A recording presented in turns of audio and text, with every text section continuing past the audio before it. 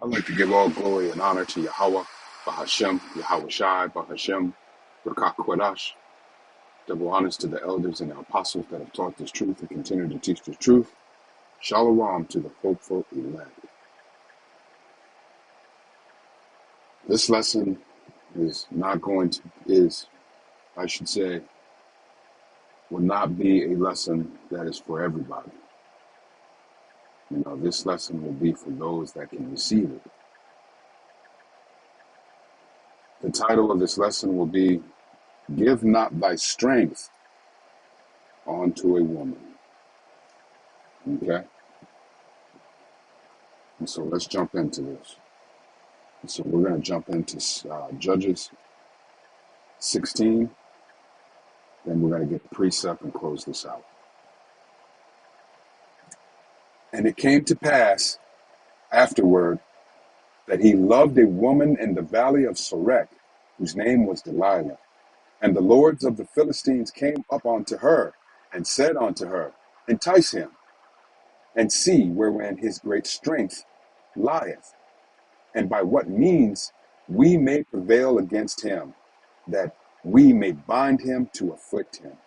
And we will give thee every one of us 1,100 pieces of silver.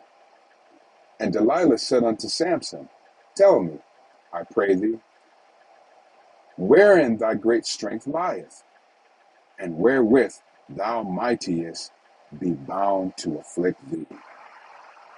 And so Delilah was a Philistine. She was a Hamite. And so no, she wasn't our people. And she took the bag. She took the bag. All right. She took the bag. All right. And Samson said unto her, If they bind me with 7 green withs, now withs are strings or cords, that were never dried, then shall I be weak and be as another man. Then the lords of the Philistines brought up to her 7 green withs, which had not been dried, and she bound him with them. Now there were men lying in wait, abiding with her in the chamber. And she said unto him, The Philistines be upon thee, Samson.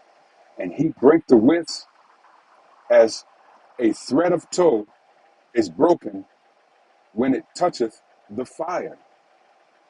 So his strength was not known.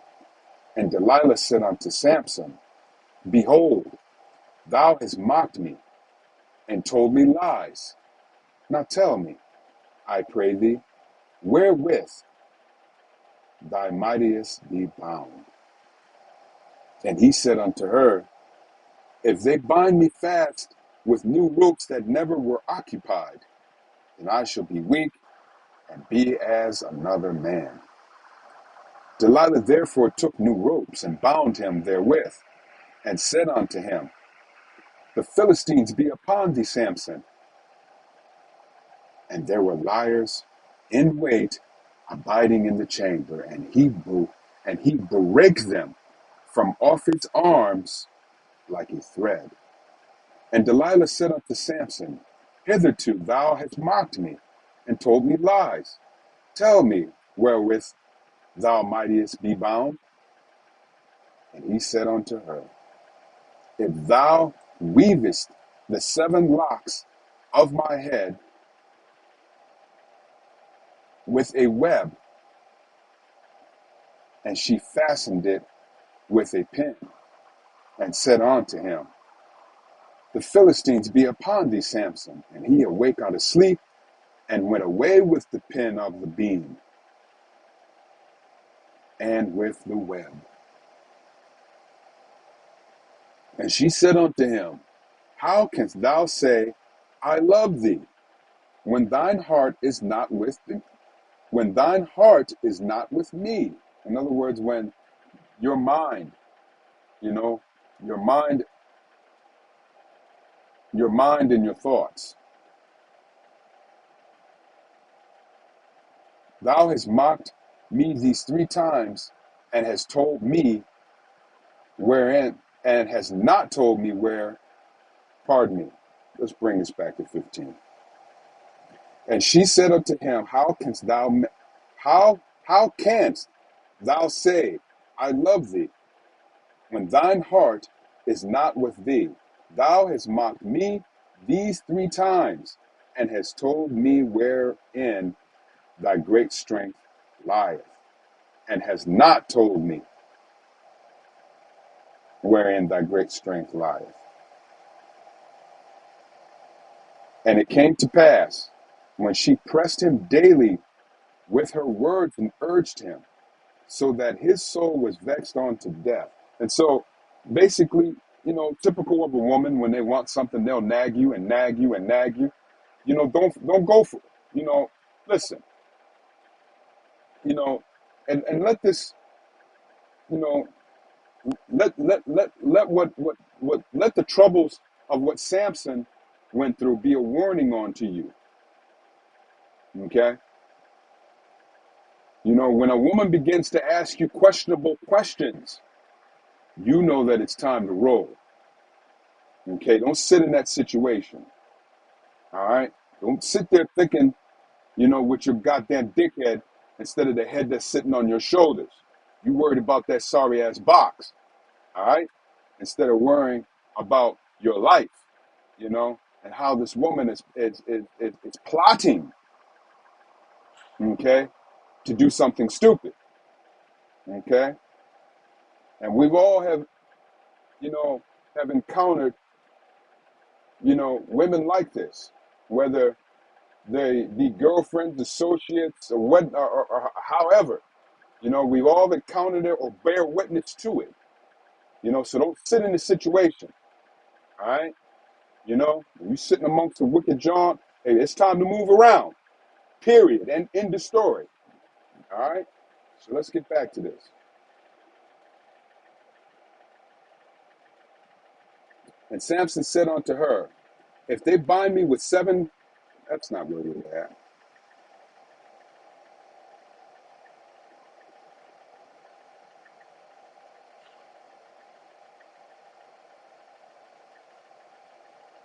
All right, Judges 16 and 15. And she said unto him, how canst thou say, I love thee, when thine heart is not with me? Thou hast mocked me these 3 times, and hast not told me wherein thy great strength lieth. And it came to pass, when she pressed him daily with her words and urged him, so that his soul was vexed unto death, that he told her all his heart. Mm, mm. And said unto her, there hath not come a razor upon my head, for I have been a Nazarite unto my power from my mother's womb. And so that's a vow. He broke the vow that was made with Yahweh. Okay? And so I just did a lesson regarding vows. I'm going to put that link in the description box. Um, you can go and jump into that lesson. And then also, after this lesson, I'll put together another lesson when the angel had appeared unto his parents. Okay? As a part 2 to this lesson. All right? So let's pick this up at 16. And it came to pass, when she pressed him daily with her words and urged him, so that his soul was vexed unto death, that he told her all his heart, and said unto her, there hath not come a razor upon my head, for I have been a Nazarite unto our power from my mother's womb. If I be shaven, then my strength will go from me, and I shall become weak and be like any other man. And so basically, he broke his vow to Yahweh by shaving his head. That's part of the Nazarite vow. Okay?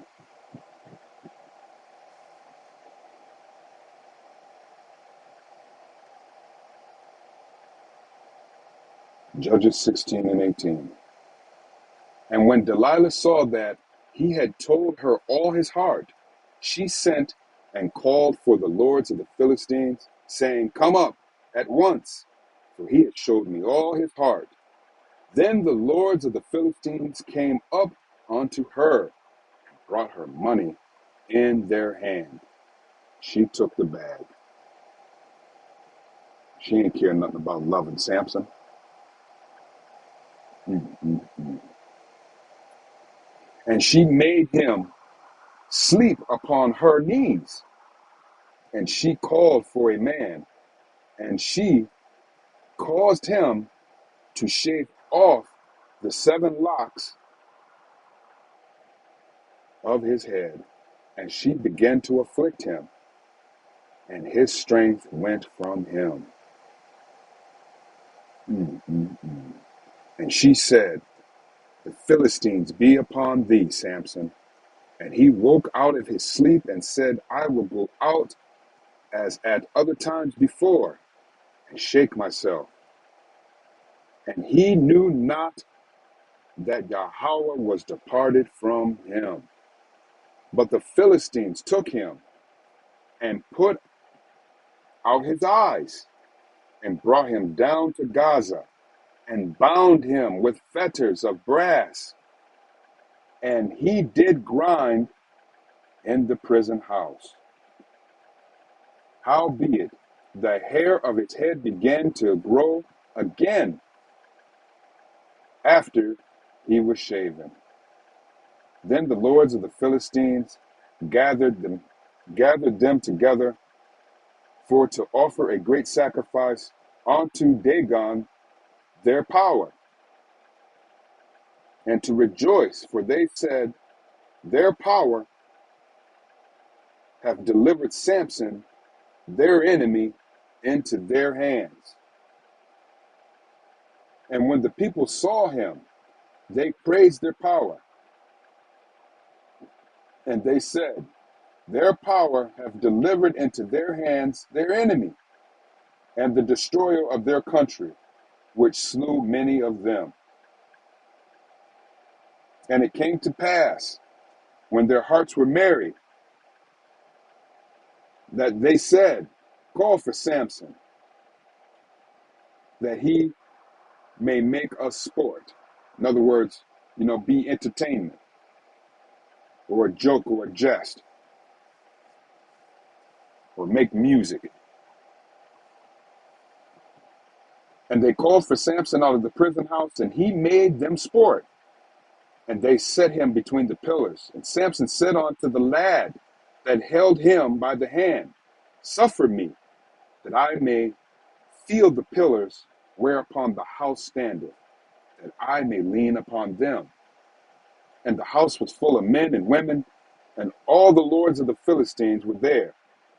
And there were upon the roof about 3,000 men and women that beheld while Samson made sport. And Samson called unto Yahweh, and said, O Yahweh power, remember me, I pray thee, and strengthen me, I pray thee, only this once, O my power, that I may be at once avenged of the Philistines for my 2 eyes. And Samson took hold of the 2 middle pillars upon which the house stood, and on which it was borne up, of the one with his right hand, and of the other with his left. And Samson said, Let me die with the Philistines. And he bowed himself with all his strength, and the house fell upon the lords, and upon all the people that were therein. So the dead which he slew at his death were more than they which he slew in his life. Then his brethren and all the house of his father came down and took him, and brought him up, and buried him between Zorah and Eshtaol, in the burying place of Monona his father, and he judged Israel 20 years. And so, to recap real briefly,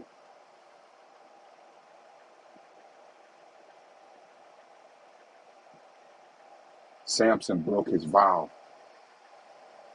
to Yahweh by shaving his head or allowing his head to be shaved. Irregardless, whether it was him or someone else, he was not to shave his head.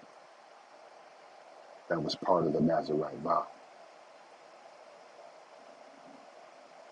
And this is why he lost his strength.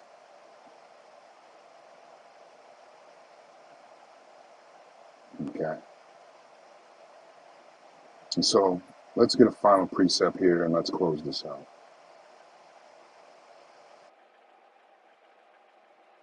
And so,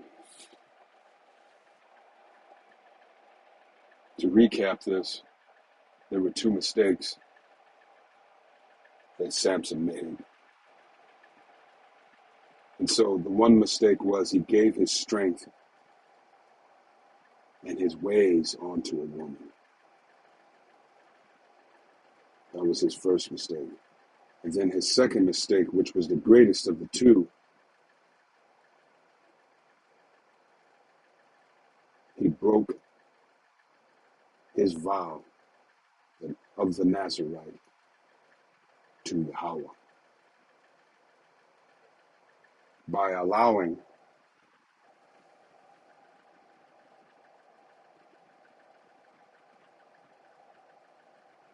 and that vow would have been broken whether in either fashion. Allowing someone to cut his hair or he cutting his hair himself. The point is that he cut his hair. And part of the Nazirite vow is to not cut your hair.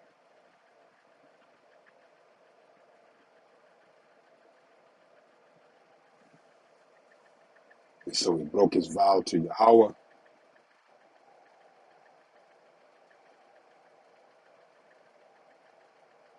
That was the worst of his two mistakes. And the mistake that led to him breaking his vow to Yahweh was him giving his strength or his ways onto a woman. Okay, and so in short, everything is not for everybody.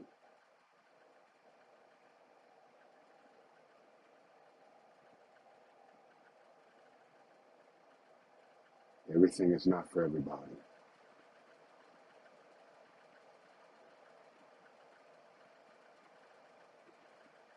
And what you talk with Yahweh about is between you and Yahweh.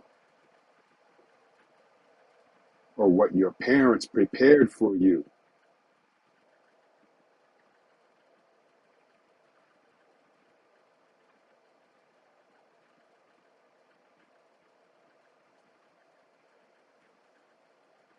That's between you and Yahweh.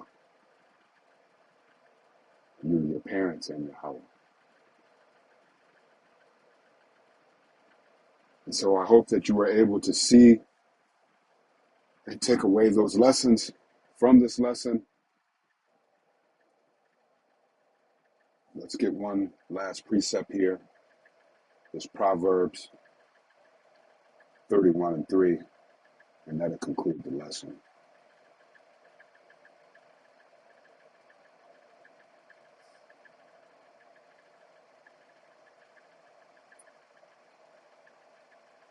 Give not thy strength unto woman, nor thy ways